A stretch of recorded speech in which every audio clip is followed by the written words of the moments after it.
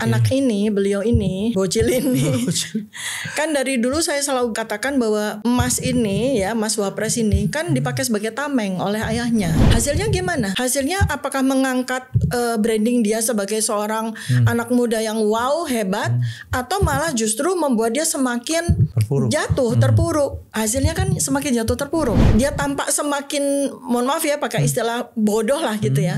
Dia tampak semakin tidak berkualitas gitu secara kognitif gitu kan, semakin menjadi gitu. Jadi kalau penyakit orang tuanya jiwa. seperti itu, anaknya bisa seperti itu. Iya, ada cucunya trait juga seperti itu. Iya.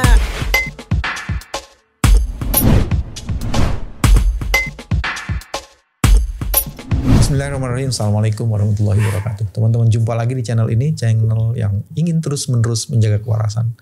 Alhamdulillah, punggawa kewarasannya adalah orang yang selama ini sudah dikenal publik dengan luar biasa, lantang mempersoalkan banyak hal yang janggal. Dr. Tifa, apa kabar dok? Baik, alhamdulillah. Itu energinya dari mana sih, nggak berhenti-berhenti gitu? Lu dari Jogja kemana ke ini terus dari podcast ke podcast lain. Ada izin atau ada apa ya? Obat-obat herbal tertentu ya? Mungkin karena ini ya saya sekarang lagi dipakai sama Allah aja jadi alatnya kan gitu. Jadi memang dari awal dibentuk sebagai seorang ilmuwan, akademisi, cendekia begitu ya. Itu memang sudah sudah diberikan semacam tugas untuk mengawal kebenaran kan. Jadi sensitif sekali dengan sesuatu yang jauh dari situ. Inilah yang disebut dengan energi spiritualitas. Dia bekerja tanpa batas dan bahkan bisa menyeret tubuh yang sudah lelah. Karena dengan kekuatan semangat itu terus menerus bisa mengakafkan dirinya untuk kepentingan kemaslahatan. Dr. Tifa, ada yang menarik. Bro Wapres, Mas Wapres ini bikin monolog lagi. Di monolog awal itu banyak orang membuat dislike. Dan ada dugaan setelah itu katanya dibeli like. Dan itu ada forensiknya, ada teman-teman yang jago itu, nanti kita akan tanya itu. Sehingga kemudian kayaknya kok dipaksakan banget. Sekarang bikin lagi katanya monolog itu. Nah, yang saya mau lihat, satu pertanyaan saya, ini orang yang seperti ini apakah masuk dalam psikopatologi apa enggak sih orang-orang seperti itu? Dan apakah ciri-ciri yang lain yang bisa dilihat sebagai psikopatologi itu? Silakan. Ya, ini kalau di level mikro analisis kita masuk ke situ ya, masuk kepada person dan kemudian apa yang dia lakukan. Tapi kalau kita melihatnya secara makro analisis itu kan sebenarnya adalah sebuah jalinan gitu, sebuah kelindan dari awalnya seperti apa sampai ujung seperti apa yang sampai dengan hari ini gitu. Artinya ini kita kalau lihat secara skenario, big skenarionya, anak ini, beliau ini, bocil ini, kan dari dulu saya selalu katakan bahwa Mas ini ya, Mas Wapres ini kan dipakai sebagai tameng oleh ayahnya. Itu sudah dari dulu saya sudah sampaikan.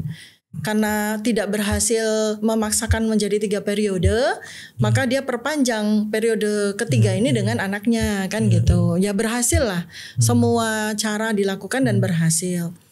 Dia mengharapkan bahwa anaknya ini akan segera bisa bisa dilakukan semacam entah itu modifikasi atau dilakukan framing gitu kan, branding bahwa ini adalah dari sejak waktu Pilpres kan, branding bahwa ini anak muda yang menjadi representasi dari pemuda harapan bangsa membawa generasi emas. Makanya dia ngomong bonus demografi ya kan? Seperti itu. Nah, dia di framing, tapi kan dia lupa bahwa kalau kita mau memframing seseorang, kita mau branding seseorang tuh modalnya harus ada. Nah, ini kan ada gap di situ yang gap itu kan besar sekali gapnya. Itu intelektualitas, kognitif gitu yang memang tidak ada pada diri anak ini, sehingga ibarat kata sampai dengan hari ini yang kita melihat dia berusaha untuk di branding sebagai seorang pemuda Wapres yang wow sekali pikirannya dengan membuat monolog, dia bikin dia bikin channel YouTube gitu, dia monolog yang kita semua tahu persis bahwa itu pasti dia membaca teleprompter dan sebagainya yang dibuat oleh timnya, karena memang tidak nyambung kan antara apa yang dia bicarakan dengan kekosongan mata dan gitu, itu kelihatan kan kelihatan kalau kita lihat dari sisi jadi behavior, kekosongan pikiran itu tercermin dari kekosongan mata. Iya, pada dasarnya kan sebetulnya kata-kata itu adalah sebuah produksi dari otak berpikir kan. Tetapi kalau seseorang itu kata-kata yang dia sampaikan itu bukan produksi dari otak dia sendiri kan kelihatan sekali gap. Apalagi kalau ini orang tidak menyadari ya bahwa manusia itu sekarang itu dicerdaskan secara sangat luar biasa dengan waktu singkat. Sehingga pencerdasan level peningkatan kecerdasan dari orang netizen itu luar biasa dan ini nggak tercapture oleh penguasa. Jadi penguasa ini ketinggalan gitu loh. Mereka melihat bahwa rakyat itu masih bodoh, rakyat itu masih gagap teknologi, masih padahal penguasanya yang kudet. Mereka berpikir bahwa gimmick-gimmick seperti itu masih laku. Padahal rakyat udah jauh sekali meninggalkan gitu. Ya kasus ini kan sebetulnya adalah saya bisa generalisasi ya, sebuah teori ya, teori yang saya bangun bahwa sudah lahir sebuah teknologi yang menjadi tanda bagi munculnya peradaban baru. Teknologi yang menjadi sokogurunya, teknologi digital yang menjadi sokoguru. Ketika teknologi digital itu lahir, dia sudah memusnahkan, memunahkan ya kebohongan, penipuan, manipulasi digital, manipulasi like and dislike di YouTube. Dia tidak bisa lagi untuk dipakai sebagai. Bukannya muncul juga kejahatan digital di situ? Kejahatan digital kita taruh di domain yang lain ya, deepfake dan sebagainya bisa. Jadi sebenarnya kan ini sebuah alat yang dia bisa menjadi malaikat, dia juga bisa menjadi iblis kan, tergantung alat ini dipakai sama siapa. Tapi alat ini ketika dilahirkan oleh teknologi, ini alat sudah menutup semua kemungkinan penipuan, kebohongan dan segala macam.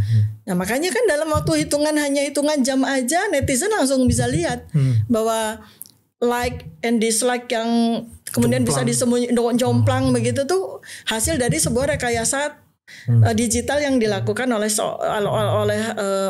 satu tim gitu kan. Netizen kan jauh lebih cerdas. Gitu. Jadi seorang tadi apa Bu namanya Bu? Psikopatologi. Jadi penderitanya namanya psikopat gitu ya. Psikopatologi itu ternyata juga didukung oleh sebuah tim ya. Dan tim itu pasti tim psikopat juga ya. Jadi psikopat itu kan sebuah perilaku, sebuah behavior gitu kan, yang ya kita lihat sekali ya. Apakah dia didesain, apakah dia memang basically-nya gitu. Memang dia seseorang yang memiliki bakat atau talent untuk jadi psikopat. Kan tinggal di. Sebenarnya temanya juga menjadi menarik tuh, yang dipilih pertama bonus demografi itu kan yang di luar otoritas knowledge yang dimiliki kan. Begitupun bola sebenarnya. Kalau dia ngomong martabak mungkin lebih cocok gitu ya, atau dia kan wira swasta ya, beliau wira swasta, harusnya sih tema-tema itu yang dia kuasai. Terlalu besar untuk diucapkan oleh mulut seorang Mas ini kan gitu. Tapi sebelumnya itu yang saya buat videonya juga itu pada waktu Idul Fitri dia bikin ucapan Selamat Idul Fitri resmi itu memplagiasi film yang box office namanya Dune. Film Dune. Dan itu kan itu udah sebuah selain kejahatannya karena itu yang memplagiasi timnya kan. Iya, tapi kan dia berarti kan dia betapa kosongnya dia. Kalau orang yang ditokohkan itu cerdas dan sebagainya kan dia pasti bisa kasih masukan. Oh nggak bisa, ini plagiat, ini melanggar hak cipta kan gitu. Untung Warner Bros belum ngasih ini tuh tuntutan tuh. Oke.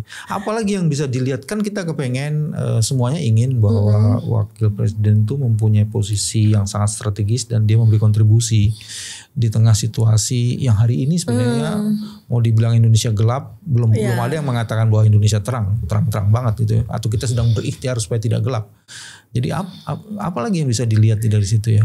Kalau saya sih lebih pada gini ya, ini kan layer by layer ya. Jadi kalau kita bicara misalnya konsep misalnya intelijen, terus nanti ada counter intelijen, ada counter intelijen. Jadi kalau saya dari sisi akademik ya, saya melihat itu adalah sebuah layer by layer teori atau conceptual frameworks yang sedang terjadi gitu. Jadi bisa aja kita harus melihat dari berbagai faset, nggak bisa cuma dari satu faset.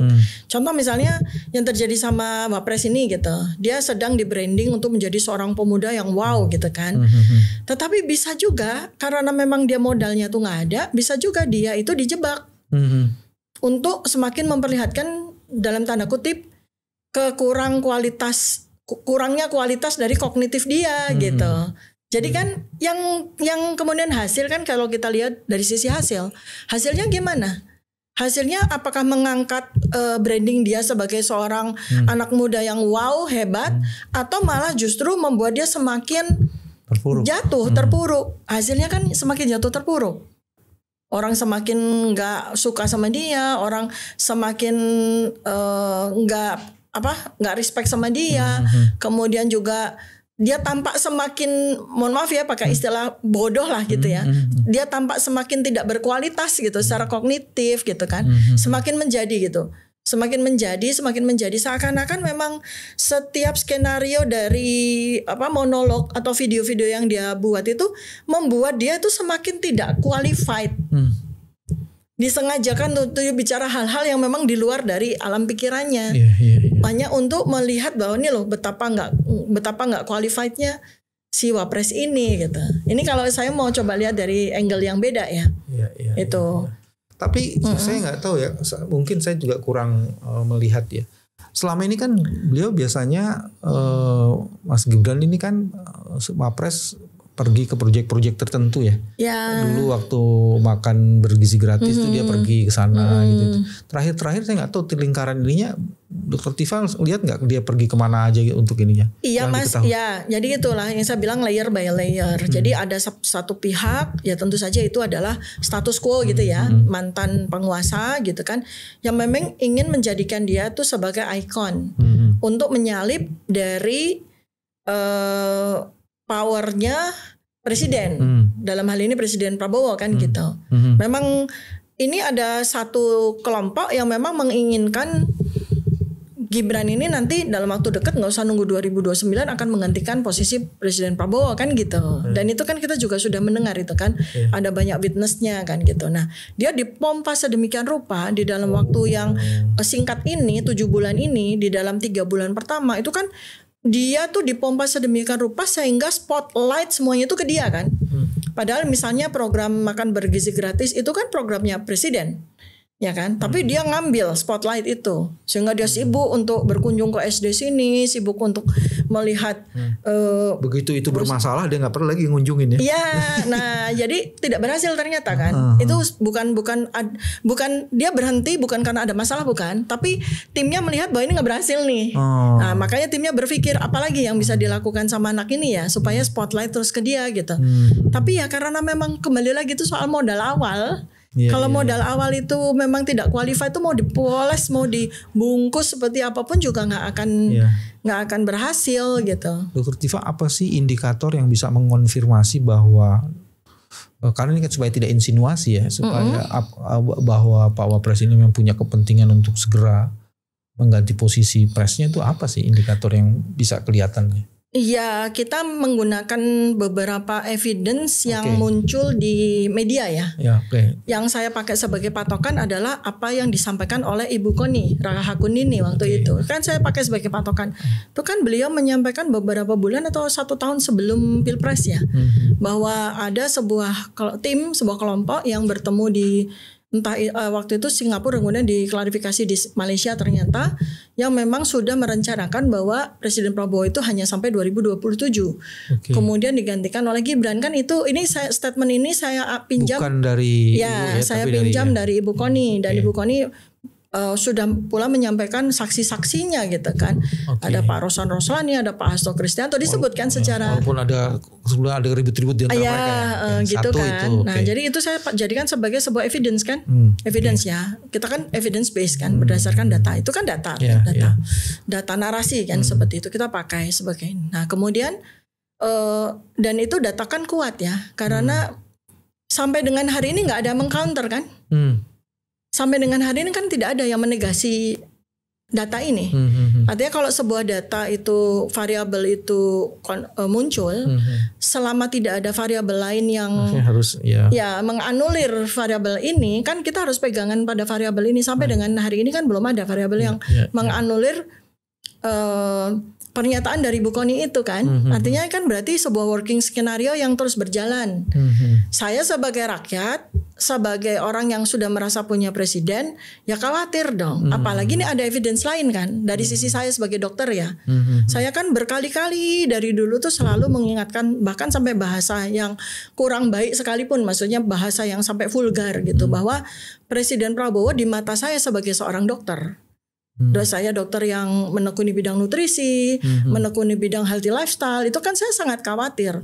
Satu tuh dengan terus terang nih dengan obesitasnya beliau, kemudian ada indikasi-indikasi. Saya langsung lihat perut saya nih. Nah ya kan ini presiden nih. Obesitas juga soalnya.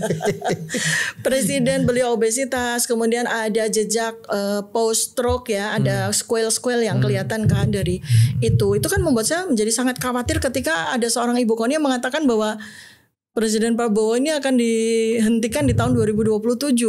Alasannya apa ya? Pasti alasan kesehatan kan gitu. Makanya saya sangat konsisten mengingatkan gitu kepada beliau melalui sosial media saya. Pak Prabowo harus jaga kesehatan, harus dikecilin badannya. Kan selalu begitu tuh saya. Bukan badannya, perutnya maksudnya. Kalau badannya kasihan.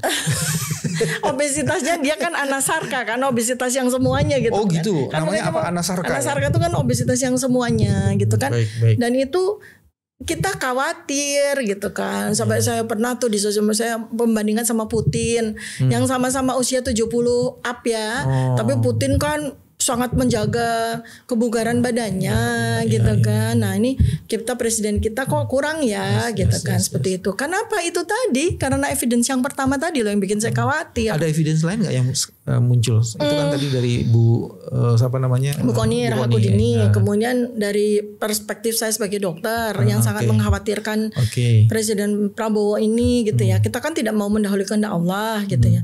Nah yang terakhir kan dari Pak mantan kepala BIN Pak Letnan Jenderal Sutioso sendiri kan kemarin waktu ada apa pernyataannya dulu? Pernyataan beliau itu ya kurang lebih seperti saya kan, kita kan nggak mau mendahului kehendak Allah ya gitu ya, tapi kan kita khawatir sekali dengan kesehatannya Pak Prabowo nih gitu kan. Beliau mengatakan Pak Sutioso ngomongnya gimana ya? Apa nanti dicek ya, baik. Dicek. Ada tolong dimasukin ya, Pul ya. Pak Sutioso tuh mengkhawatirkan hal yang sama dengan saya. Padahal beliau kan jauh lebih tua daripada Pak Prabowo. Tapi beliau khawatir gitu kan. Apalagi setelah beliau menjadi evidence yang ketiga ya. Dalam kurun waktu 150 hari itu beliau 2 kali sakit loh. 2 kali sakit. Yang pertama itu bahkan sampai diumumkan oleh Perdana Menteri Malaysia sendiri Pak Datuk Anwar Ibrahim karena Presiden Prabowo membatalkan kunjungan ke Malaysia waktu itu, pertemuan dengan Datuk Anwar karena demam, karena sakit. Nah deg-degan dong kita baru punya presiden 3 bulan udah sakit begini kan. Saya sebagai dokter kan deg-degan gitu.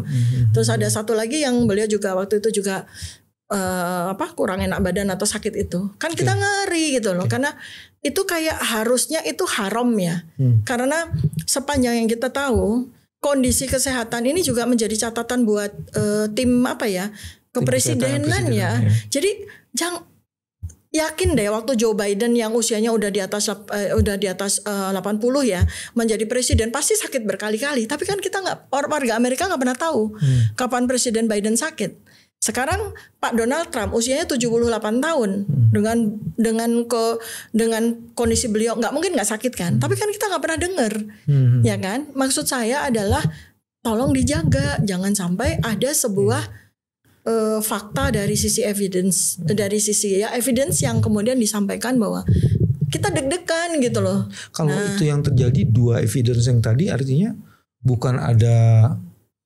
sesuatu yang ini dong, memang Pak Prabowo kelelahan gitu-gitu Bu yang menyebabkan itu diambil. Iya, tapi kan kemudian ini kan jadi inline ya dengan working skenario yang disampaikan oleh Bu Kony gitu kan, menimbang dari riwayat kesehatannya beliau, kemudian beliau nanti akan memegang sebuah tugas yang luar biasa sebagai seorang presiden, bisa diprediksikan pasti yang akan jatuh kalau nggak dijagain banget adalah kesehatannya. Oke. Nah, gitu. Penyakit, saya susah menyebutnya, psikopatologi itu menurun nggak sih? Bisa genetik trait. Bisa genetik trait. Jadi schizophrenia itu adalah penyakit jiwa yang paling berat ya. Yang kayak udah nggak bisa disembuhkan, itu kan menurun secara genetik. Oh iya. Jadi kalau penyakit orang tuanya seperti itu, anaknya bisa seperti itu. Iya, ada trait cucunya juga seperti itu. Iya, jadi gen trait ya. Jadi informasi tentang penyakit jiwa itu ada di dalam gen. Masalahnya manifest atau tidak menjadi sebuah appearance perilaku dan sebagainya, itu kan tergantung bagaimana lingkungan itu men-treat. Tapi kalau lingkungannya ternyata juga patologik, lingkungan patologi itu di mana orang tuanya memberikan contoh patologi kepada anaknya, ya pasti manifest. Istilahnya kalau ada bapak yang gemar sekali berbohong, kronis ya, namanya mitomania kan penyakit itu. Anak itu kan melihat itu sebagai sebuah contoh kan. Setiap hari lagi ya. Setiap hari lagi gitu. Sehingga anak itu akan menerima itu sebagai sebuah value dan kemudian akan men-trigger gene trait-nya itu untuk manifest kan. Nah ketika manifest gene-nya ya dia nggak usah harus di-trigger apapun, dia akan terus melakukan sebuah perilaku psikopatologi gitu tanpa dia sadari gitu. Oh begitu ya. Iya. Dan cara melihat itu apalagi ya indikatornya yang bisa kelihatan tuh. Ini bapaknya begini, terus anaknya begini tuh. Bagaimana cara melihat? Oh ini udah apa namanya infected nih. Ya sebenarnya kan gampang aja sih, kayak ada sebuah peribahasa kan, kacang tuh nggak akan buah itu kok kacang sih bukan kacang, buah itu nggak akan jatuh jauh dari pohonnya. Itu sebenarnya kan itu lihat ya seperti kayak gimana orang tua itu anaknya juga kurang lebih akan seperti itu gitu kan. Kita bisa lihat seperti itu dan ini kan ini banget ya kayak similar sekali ya, makin lama itu makin kelihatan similar gitu loh dengan seperti ya ini ya contoh misalnya dia bikin beberapa kali video monolog itu ya, udah dari awal aja udah kelihatan banget video itu sangat fake ya, kemudian itu tapi ya tetap aja artinya apa, dia tidak tahu malu kan gitu. Oh gitu. Ya kan? Kalau orang ngerti malu kan dia akan segera merubah atau dia akan segera menghentikan gitu kan. Ini enggak aja gitu. Dia itu harus berjuang Bu memang Bu untuk apakah kognitifnya apakah kognitifnya memang nggak sampai gitu kan, sehingga dia tidak bisa membedakan yang seperti apa yang benar seperti apa yang salah. Nah itu kan bisa tuh, karena itu kan inline ya antara kognitif yang nggak sampai itu dengan, sehingga dengan demikian dia seseorang tuh tidak bisa membedakan mana yang benar dan mana yang salah. Itu kan satu garis itu kan. Oke. Itu. Sekarang saya mau tanya di ini ada agak beda lagi. Ada berbagai event yang kemudian kita melihat, dan ini mungkin juga sudah dikemukakan oleh Dr. Tifa di berbagai podcast yang lainnya. Saya melihat ada beberapa kegiatan yang memperlihatkan bahwa mantan Presiden Jokowi sekarang sedang berupaya keras ya untuk termasuk salah satunya itu untuk melakukan revenge gitu ya terhadap apa-apa yang sekarang menuding dirinya. Ya kan? Salah satunya mungkin yang berkaitan dengan ijazah. Tapi saya tidak mau konsentrasi di situ. Cuman saya melihat ada berbagai orang yang kemudian hadir di tempatnya beliau. Nah itu kan bisa karena dipanggil, bisa juga karena orang itu hadir. Nah kalau kemudian orang itu hadir, apa betul bahwa orang ini memang masih punya sebuah kekuatan yang kemudian oleh orang-orang yang hadir ke tempat kediaman beliau itu dilihat bahwa ya ini masih menjadi mastermind atau masih punya kekuatan yang bisa diharapkan. Atau sebenarnya dia sedang mencari panggung yang lain dan sedang mencari penampung ya untuk supaya dia tidak tenggelam. Gini, kita harus sadar ya bahwa ini kalau kita sebut mantan Presiden Jokowi ini memang ternyata ya kita mau denial seperti apa, tapi ternyata memang dia tuh sangat powerful. Mau dia apa-apain juga 10 tahun dia sukses ya menyelesaikan 2 kali masa presidensinya itu dengan sukses gitu. Artinya tidak ada impeachment yang bisa terjadi pada presiden yang sebelumnya, tidak ada penggulingan, dia melakukan segala macam yang yang membuat semua orang itu gemes gitu ya, rakyat itu gemes dengan beban utang yang ribuan triliun bertambah dan korupsi dan segala macam gitu ya, tuduhan-tuduhan seperti itu tuh enggak juga membuat dia itu terguling loh gitu. Artinya apa? Dia sangat kuat kan. Dia sangat kuat. Itu posisinya sangat kuat yang kemudian, dan itu waktunya tidak sebentar loh, 10 tahun. Itu sangat bisa mengubah seseorang itu menjadi monster. Gitu kan? Monster ya. Karena kekuasaannya memang luar biasa kan. Bahkan bukti yang terakhir itu Presiden Prabowo untuk bisa menjadi presiden aja ternyata satu-satunya cara adalah minta bantuan dia gitu loh. Betapa powerfulnya dia kan. Nah, tetapi dia tidak realize bahwa yang namanya kekuasaan ketika sudah berganti, kekuasaan yang lama itu akan secara organik, akan secara alamiah itu akan mengecil, akan melemah dengan sendirinya. Kenapa? Karena pihak-pihak atau variabel-variabel atau orang-orang yang mendukung dia sangat berkuasa selama 10 tahun itu segera mencari tuan baru. Ngapain bersama dengan dia terus, orang dia sudah tidak punya lagi. Karena nah itu yang kedua adalah orang yang kemudian berubah menjadi monster itu kan tidak menyadari bahwa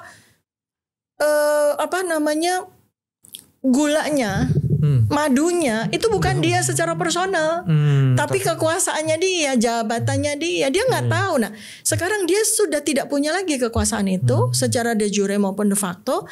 Dia tidak punya lagi jabatan itu, sementara orang-orang yang selama ini mendukungnya, apakah itu pejabat-pejabat zaman dulu, apakah itu oligark, itu kan udah dengan alamiah kan bergeser kepada kekuatan yang baru ini, kekuasaan yang baru ini kan gitu. Ini hanya persoalan transisi kan. Oke. Nah, rakyat tuh kadang-kadang suka nggak sabar dengan masa transisi. Padahal masa transisi itu kan selalu terjadi pada dan pemimpin harus dilewati kan? Iya, memang masa transisi itu kan menghasilkan semacam grafik yang begini kan.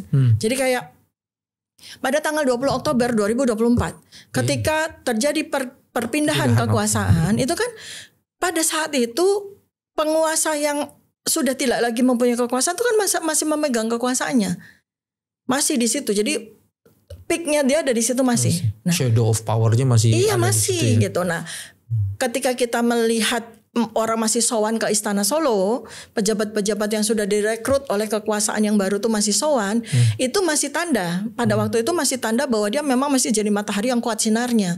Tapi kalau kita lihat sekarang 150 hari menuju 7 bulan pemerintahan kekuasaan yang baru, which is itu ada Presiden Prabowo, ini udah nggak ada lagi. Jadi orang-orang yang sowan itu sebetulnya kalau saya bilang ada 3 kategori.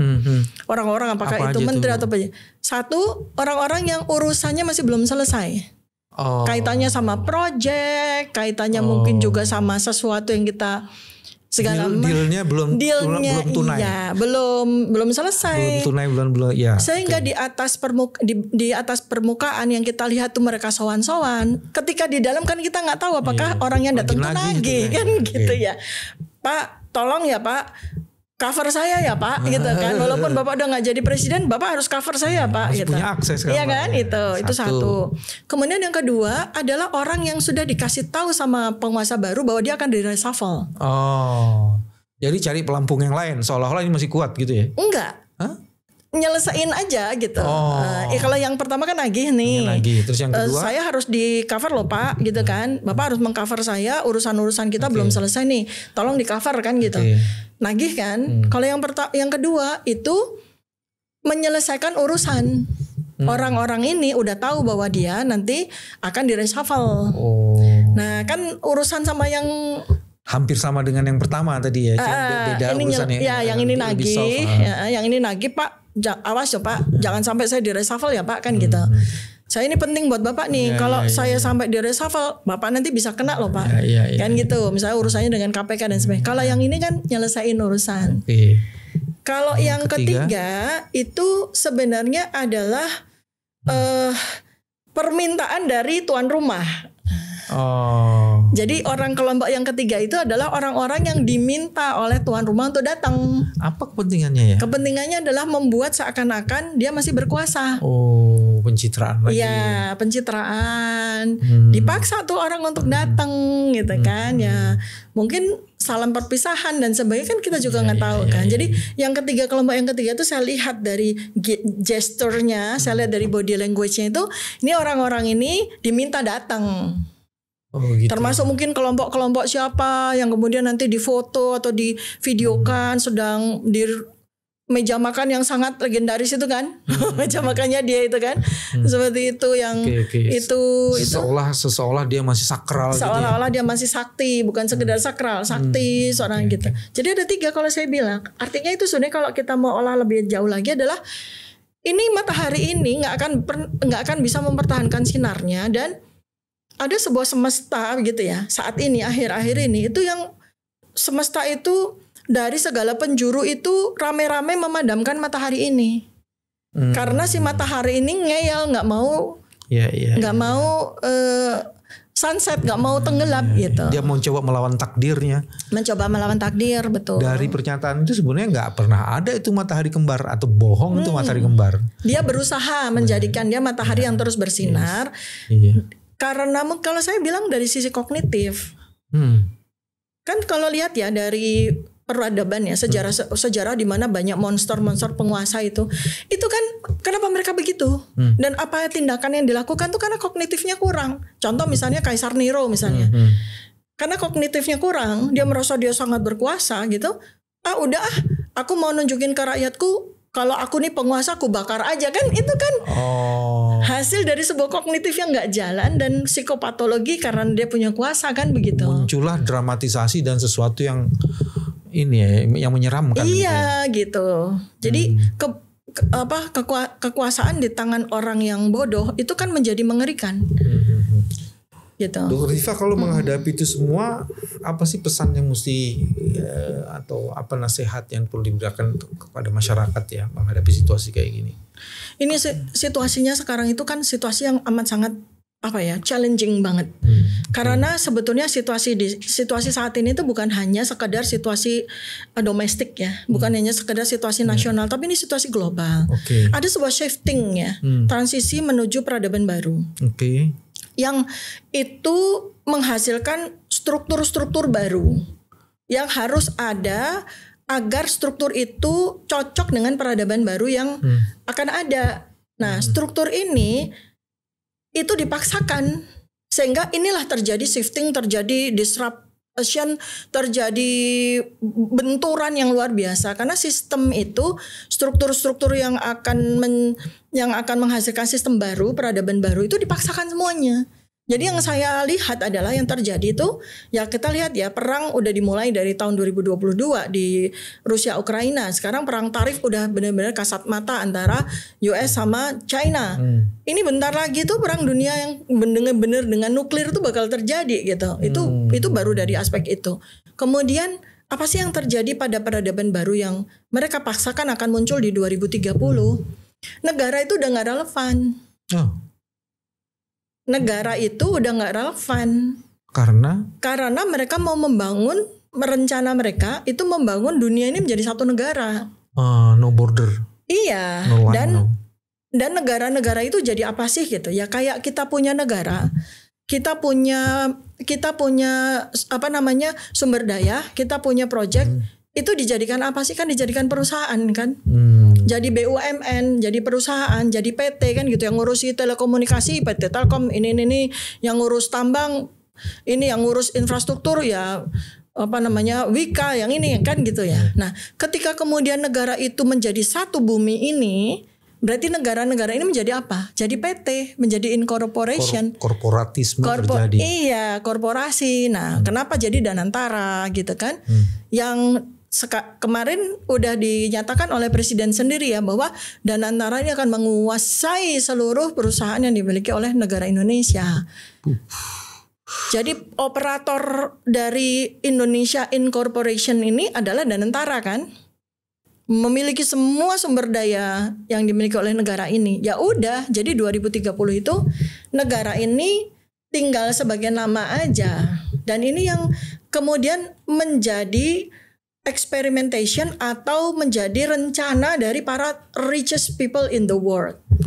Tetap NKRI sih ya, negara korporasi Republik Indonesia gitu. Jadi kita punya bos para konglomerat dunia ini yang mereka adalah the richest people in the world. Dari yang menguasai. Itu apa yang masyarakat perlu lakukan ya, yang perlu Sebetulnya Indonesia itu yang terlambat itu adalah bahwa kita rakyat 280 juta rakyat itu sudah tersistematize, sangat depend on negara, sangat depend on pemerintah. Padahal harusnya nggak gitu. Sebuah negara yang dewasa, ya sebuah negara yang dewasa seperti Jepang, seperti Amerika, seperti negara-negara maju lain, itu kan nggak ada urusan antara rakyat dengan pemerintah. Pemerintah bisa come and go. Jepang itu mau ganti Perdana Menteri setahun juga berapa kali bisa. Rakyatnya terpengaruh? Oh enggak, biasa aja. Inggris misalnya mau ganti Perdana Menteri berapa kali juga kalau parlemennya udah gak setuju, besok pagi udah ganti, gak ada masalah gitu.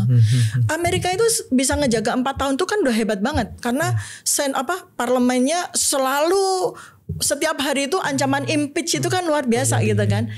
Jadi dia itu jadi presiden itu pantatnya menduduki bara panas kan di Amerika itu. Jadi kalau seseorang presiden bisa menjaga dirinya 4 tahun itu luar biasa gitu. Artinya betapa vulnernya, betapa rentannya posisi kepala pemerintahan di negara-negara yang sudah dewasa. Lalu apakah itu mengganggu kehidupan rakyat? Enggak, biasa aja gitu. Nah, ciri negara yang masih teenager kayak Indonesia nih, masih remaja, masih negara yang masih balita seperti Indonesia yang umurnya baru 80 tahun adalah rakyat sangat tergantung sama pemerintah, sehingga pemerintah menjadikan rakyat itu sebagai sebagai objek, center class-nya. Iya, jadi objek, kemudian jadi ATM-nya negara kan gitu. 10 tahun kita itu APBN ternyata 80% disokong sama pajak. Padahal kita adalah negara dengan sumber daya yang luar biasa kaya raya. 80% dari APBN ternyata dari pajak. Artinya dari mana? Dari rakyat gitu. Jadi ada sebuah parasitisme di situ gitu. Parasitisme itu dalam arti simbiosisnya itu tidak mutualisme tapi simbiosis parasitisme. Rakyat parasit sama negara, negara parasit sama rakyat. Itulah Indonesia. Itulah Indonesia. Sementara kekuasaan kita dihisap sama korporasi global. Pemerintah itu jadi apa sih? Pemerintah kan jadi kayak broker, kayak jadi semacam operator dan sebagainya. Baik. Itu jadi pesan saya sebetulnya kepada rakyat adalah rakyat itu sekarang harus sadar. Nasib Anda hari ini, besok pagi, ke depan itu di tangan Anda sendiri, bukan di tangan siapapun termasuk pemerintah. Jadi ayo kita jaga keselamatan, jaga kelangsungan hidup kita masing-masing, keluarga kita dan lingkungan kita. Itu yang paling penting. Kesadaran yang utuh terhadap problem dan tantangan yang hadir itu harus menjadi bagian penting untuk memperbaiki bangsa ini gitu ya. Betul, ini yang saya lakukan ya. Dengan segala macam. Ya saya sangat berterima kasih saya diberikan kesempatan untuk bicara melalui podcastnya Pak Bambang gitu. Karena ini adalah alat bagi saya untuk bicara dengan rakyat. Bagi orang-orang yang sekritis Bu Tifa, bahkan dia mengambil tanggung jawab atas sebuah risiko dari kekritisannya itu. Teman-teman, beliau sekarang sudah diincar. Emang udah dipanggil Bu? Udah dilaporin? Dilaporin udah ya? Udah. Sama tiga pelapor kan. 3 pelapor siapa aja Pak? Gak tahu tuh, pokoknya namanya aneh-aneh aja gitu. Patriot ini dan segala macam gitu. Ada 3.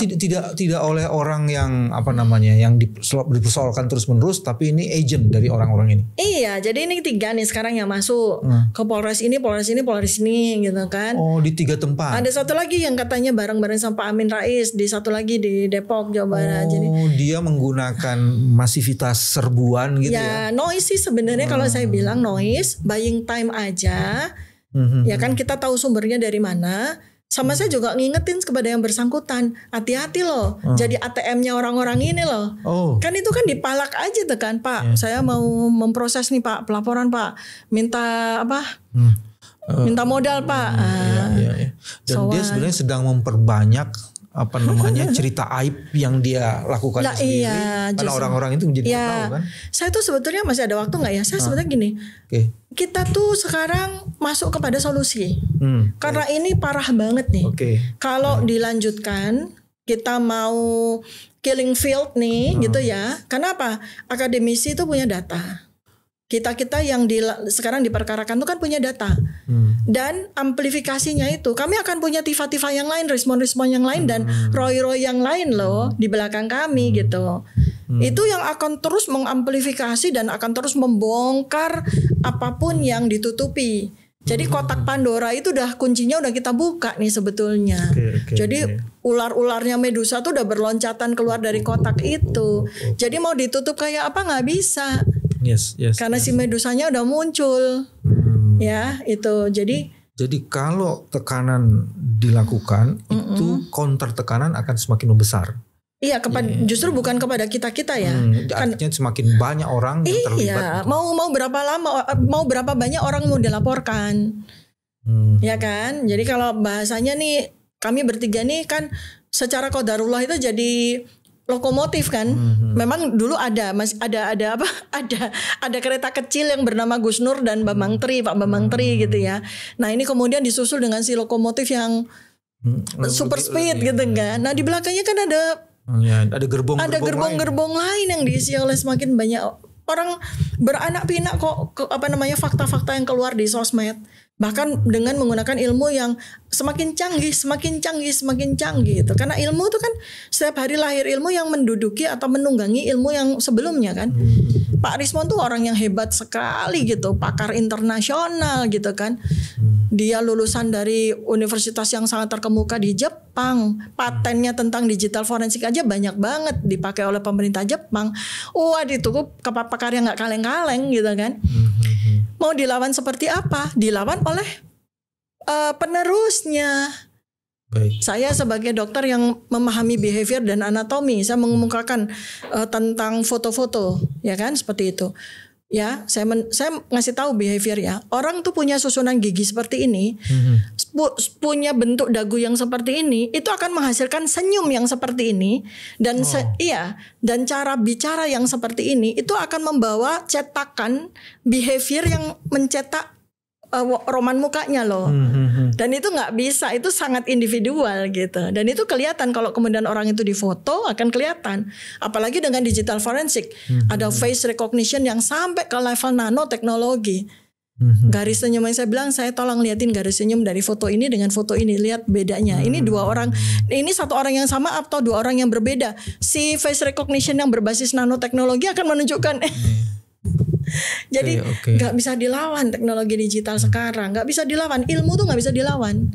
Orang yang menyatakan ilmu mungkin bisa dikerjain gitu ya, mungkin bisa dibikin takut, bisa dibikin dibungkam dan segala. Tapi ilmu nggak bisa dibungkam, dan ilmu itu akan dibawa oleh orang-orang yang memiliki ilmu berikutnya dan berikutnya.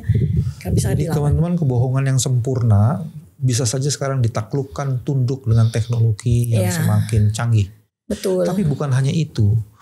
Ada sifat yang menurun berupa gen dari penyakit psikopatologi. Dan ini berbahaya.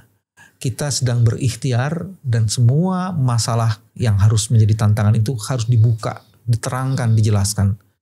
Dr. Tifa adalah orang yang terus-menerus menjaga kewarasannya untuk mempersoalkan itu semua. Hari ini dia dilaporkan, tapi dia meyakini akan ada banyak Tifa-Tifa yang lain, Roy yang lain, dan Rismon yang lain yang akan hadir. Tidak akan mungkin kebenaran dijatuhkan, dan pasti orang-orang yang bodoh dan menyimpan kedunguan yang terus-menerus memproduksi dan memfabrikasinya akan takluk dan jatuh di depan kebenaran. Inilah cara kami menjaga kewarasan bersama Dr. Tifa. Terima kasih. Assalamualaikum warahmatullahi wabarakatuh. Waalaikumsalam warahmatullahi wabarakatuh.